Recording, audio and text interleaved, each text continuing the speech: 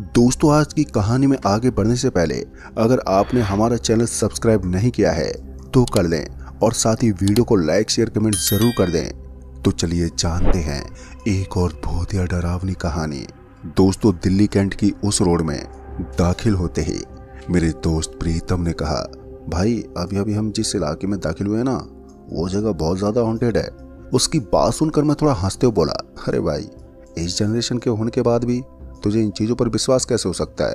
मैं अभी यही सब बोल ही रहा था कि तभी उसने मेरे कंधे पर अपना हाथ रखते हुए बोला, देख भाई, कुछ चीजों को सीरियस ले लेना ही बेहतर होता है। इससे पहले कि हमारी गाड़ी कुछ और आगे बढ़ पाती कि अचानक मुझे सामने की ओर एक महिला नजर आने लगी। उस महिला के हाथ में एक दिया था। उस महिला ने अपने पूरे शरीर के ऊपर सफेद रंग के कपड़े पहने हुए थे और वो उस दिए की तरफ ही देख रही थी। मौका पाते ही मैंने गाड़ी के हेडलाइट को एकदम से बंद कर दिया और उस महिला की तरफ देखने लगा। उस दिए की हल्की हल्की रोशनी में हम दोनों को उस महिला का थोड़ा सा चेहरा नजर आ सकता था। हालांकि वहां से हम उसके चेहरे को एकदम साफ साफ तो नहीं देख सकते थे, लेकिन हम अंदाजा लगा सकते थे कि उसका फेस थोड़ा अजीब सा है। तभी मेरे दोस्त ने अचानक ही मुझे गाड़ी को पीछे लेने को बोला, लेकिन मैंने उसकी बात नहीं मानी क्योंकि मैं अपनी मंजिल तक पहुंचना चाहता था और मेरी मंजिल थी जल्दी से जल्दी गाड़ी के अंदर पड़ी अफीम की कुछ चीजों को पहुंचाना। दोस्तों, मैं आपको बताना चाहूंगा कि हम पुलिस की रोकथाम के बावजूद इन चीजों को लेकर शहरी क्षेत्रों में पहुंच जाते थे और हमें पूरे रास्ते यही डर लगा रहता था कि कहीं पुलिस से मुलाकात ना हो जाए। इसलिए हम बड़ी सावधानी के साथ आगे की तरफ बढ़ते रहते। आज भी कुछ ऐसा ही था। मुझे डर था कि कहीं बंद पड़ी गाड़ी के आसपास हमें कोई पुलिस वाला नजर ना आ जाए, वरना हमारा जो हाल होगा वो हर किसी के समझ से बाहर होगा। क्योंकि मैं इस बात को अच्छी तरह से जानता था कि एक बार अफीम वाले को अगर पुलिस पकड़ लेती है तो फिर उसे उम्र कैद की सजा सुनाई जाती है। बस इसी डर ने मेरे अंदर दस्तक देनी शुरू कर दी। तभी मैंने देखा कि वो सफेद साड़ी वाली महिला अब उल्टी चलने की बजाय उस दिए को लेकर हमारी तरफ बढ़ रही थी और अब मुझे मजबूरी में ही अपनी गाड़ी का गियर डालकर गाड़ी को पीछे हटाना पड़ रहा था। जैसे जैसे मैं गाड़ी को पीछे हटा रहा था तो वो महिला हमारी ओर चलती आ रही थी। अब तक तो उसका चेहरा भी मुझे थोड़ा साफ साफ नजर आने लगा था, क्योंकि वो पहले जितनी दूरी पर थी अब वो उससे बहुत ही ज्यादा करीब आ गई थी और अब उसका चेहरा भी मैं और भी साफ तरह से देख सकता था। मुझे पहले मेरे दोस्त प्रीतम ने एकदम से चिल्लाना शुरू कर दिया और वो हड़बड़ाते हुए इधर उधर देखने लगा।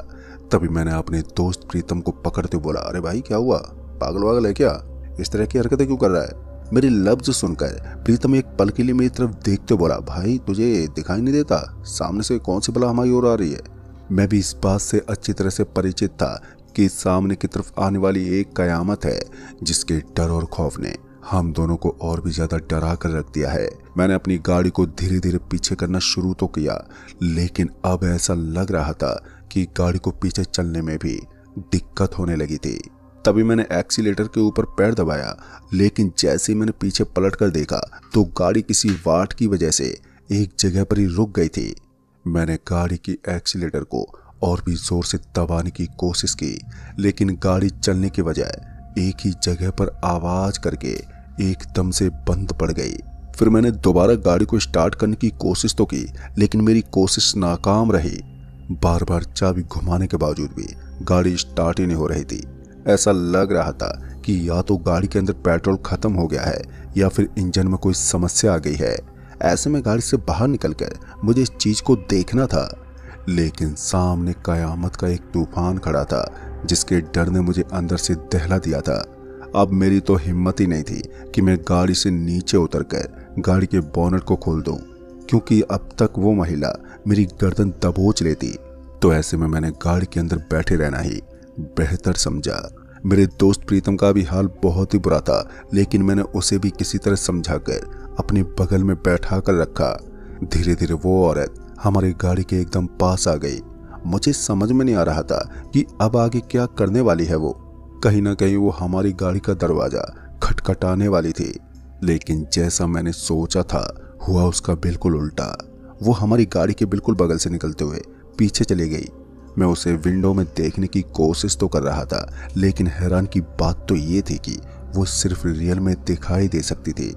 जैसे हम उसे कांच में देखने की कोशिश करते तो वो हमारी आंखों से गायब हो जाती। इसका मतलब साफ था कि हमारे सामने से गुजरने वाली वो औरत एक पिशाचिनी थी जिसको पार पाना हमारे बस में नहीं था। तभी मैंने अपने दोस्त को बोला, भाई ये कम करते हैं, हम गाड़ी से उतरकर बोनट को खोल कर देखते हैं कि आखिर मामला क्या है। अगर बोनट के अंदर कोई मिस्टेक मिलती है तो हम जल्दी से जल्दी उसे ठीक करके यहाँ से निकल जाएंगे, क्योंकि वो औरत भी आगे निकल चुकी है। मेरी बात सुनकर मेरे दोस्त ने भी गर्दन हिलाई और हम दोनों तुरंत ही अपने अपने तरफ का दरवाजा खोलकर गाड़ी से नीचे उतर गए। जब हमने पीछे की तरफ उस औरत को देखने की कोशिश की तो वो दूर दूर तक हमें कहीं भी नजर ही नहीं आ रही थी। एक बार के लिए हमें चैन की सांस मिली और उसके बाद हम दोनों सीधा बोनट के पास जाकर खड़े हो गए। लेकिन हमें क्या मालूम था कि एक बला टलने के बाद दूसरी बला खुद ही हमारे आसपास मंडराने लगेगी। हम दोनों अभी बोनट के अंदर कुछ चेक ही कर रहे थे कि अचानक से हमें ऐसा लगा कि उस घनघोर सन्नाटे में कोई अपने कदम पटकते हुए सड़क पर बिछे हुए सूखे पत्तों को कुचल रहा है। जैसे हमने पीछे मुड़कर देखा तो हमने पाया कि वहां पर एक आदमी था जिसके हाथ में एक लालटेन थी। उस आदमी की उम्र 40 से 45 के लगभग लग रही थी और वो उस लालटेन की रोशनी में हमारी तरफ आ रहा था। ऊपर से उसके कपड़े खुले हुए थे और उसने अपने पूरे बदन के ऊपर अंडरवियर के अलावा कुछ भी नहीं पहना हुआ था। हम दोनों एक बार के लिए खामोश हो गए और फिर वो हमारे बगल में आकर खड़ा हो गया। तभी मैंने अपनी गर्दन उठाई और उसकी तरफ देखना शुरू कर दिया। मैंने तो उसे कुछ भी नहीं बोला, लेकिन फिर उसने ही हल्की सी आवाज में कहा, तुम दोनों इतनी रात को यहाँ पर क्या कर रहे हो? उसकी आवाज इतनी भारी थी कि एक बार के लिए मैं और मेरा दोस्त हम दोनों अंदर से दहल उठे। फिर उसके बाद हमने उस आदमी को कहा, भाई साहब वो हमारी गाड़ी खराब हो गई है, इसीलिए हम अपनी गाड़ी को ठीक कर रहे हैं। तभी उस आदमी ने कहा, तुम दोनों गाड़ी के अंदर बैठ जाओ या इसे छोड़कर भाग निकलो, क्योंकि उसके आने का समय हो गया है। उसकी बात सुनकर मैं एक बार के लिए हैरत में पड़ गया कि वो किसकी बात कर रहा है। तभी मैंने उस आदमी को बोला, आप किसकी बात कर रहे हो और आप इतनी रात को इस तरह कपड़े खोलकर सड़क पर क्यों भटक रहे हो? मेरी बात सुनकर उस आदमी ने कहा, लगता है तुम इस इलाके में नए हो, इसलिए इस तरह की बातें कर रहे हो। इस पर मैंने अपनी गर्दन हिलाई और हाँ में जवाब दिया। मेरा इशारा पाकर उस आदमी ने कहा, मैं पिछले 25 सालों से इसी सड़क पर इसी तरह भटकता हूँ और हमेशा उस तांडव को देखता हूँ। जब वो आएगी तो चारों तरफ दहशत मच जाएगी, इसलिए तुम दोनों के लिए अच्छा होगा कि तुम दोनों यहाँ से निकल जाओ। मैं तुम्हारे ही भलाई के लिए कह रहा हूँ। तुम अपनी गाड़ी को यहीं पर छोड़ दो और तुरंत ही यहाँ से निकलो। दोस्तों, उसकी बात सुनकर मैं थोड़ा कंफ्यूज हो गया। फिर मुझे लगा कि कहीं ना कहीं ये कोई चोर होगा और गाड़ी चुराने के लिए इसने कोई तरकीब बनाई है। इसलिए मैं थोड़ा सावधान हुआ, क्योंकि मुझे लगा कि इस तरह के रास्तों पर लोग फ्रॉड करके गाड़ी को उठा लेते हैं। ऐसे में मुझे थोड़ी सावधानी बरतनी चाहिए थी। तो मैंने अपने दोस्त के कान में भी उसे यही बताया। मेरी बात सुनकर वो भी थोड़ा सावधान तो हुआ, लेकिन उसे अभी भी ऐसा ही लग रहा था कि ये कोई भूत प्रेत का साया है जो हमें खतरे में डाल सकता है। तो ऐसे में हमें तुरंत यहाँ से निकलने के बारे में सोचना चाहिए।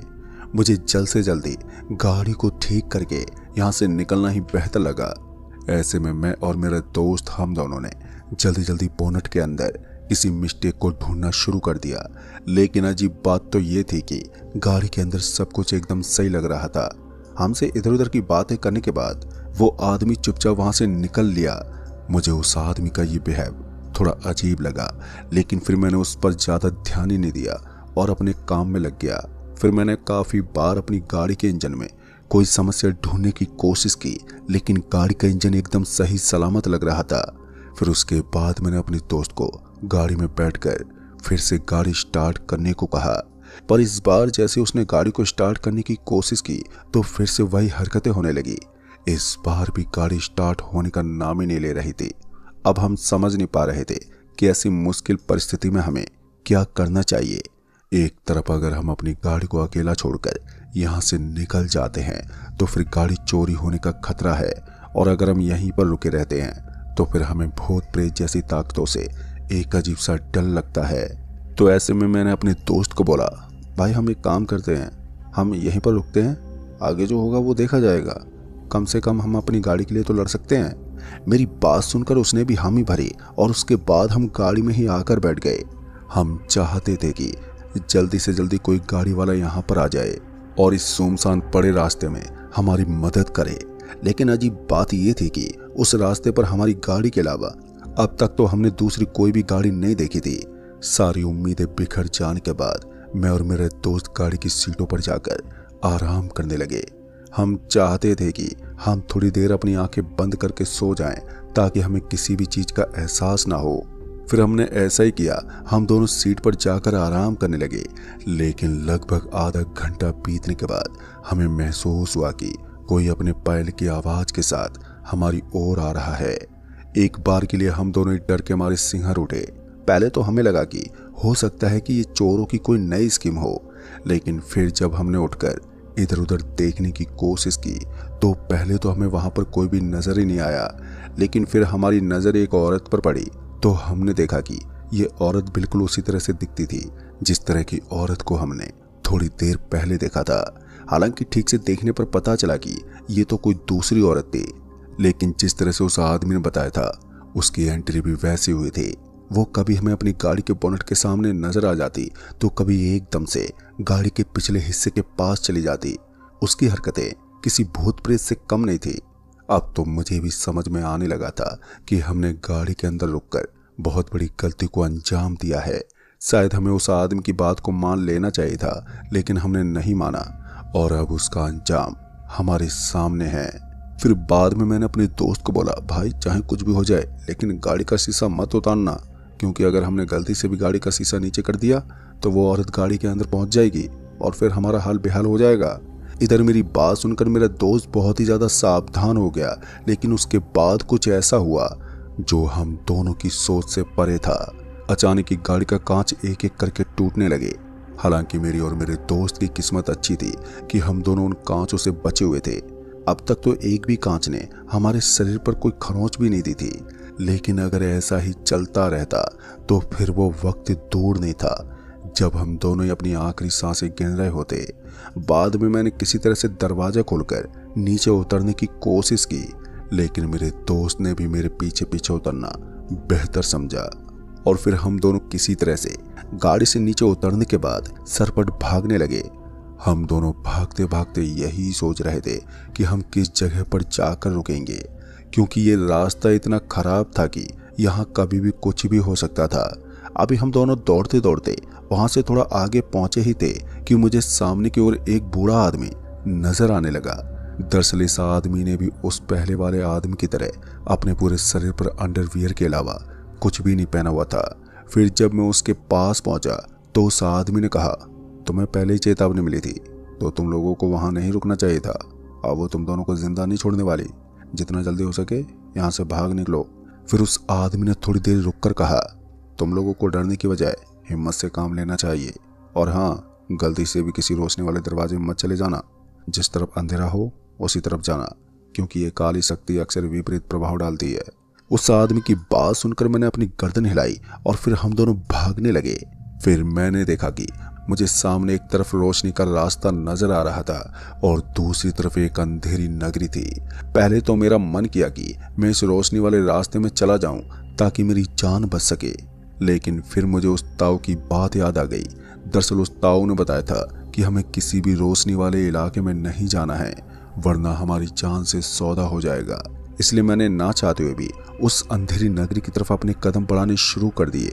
किसी तरह अपनी जान को जोखिम में डालकर हम उस अंधेरी नगरी में पहुंच गए। जैसे हमने उस अंधेरी नगरी को एकदम करीब से देखना शुरू किया तो हमें एहसास हुआ कि ये अंधेरी नगरी सच में भयानक अंधेरे से घिरी हुई थी। इसके अंदर चारों तरफ के दृश्य को देख पाना भी मुश्किल होता था। किसी तरह से हमने अपने आप को संभाला और लगभग 3 घंटे वहीं पर भटकते रहे, और उसी अंधेरी नगरी में भटकते भटकते हम दोनों की आंखें भारी होने लगी। फिर हमने अपनी आंखें खोली तो हमें महसूस हुआ कि हम किसी बिस्तर पर पड़े हुए थे, लेकिन आंख खोलने के बावजूद मुझे कुछ भी दिखाई नहीं दे रहा था। फिर मुझे पता चला कि मैं हमेशा हमेशा के लिए अंधा हो चुका हूँ। ये सुनकर मेरे पैरों पर जमीन खिसक गई।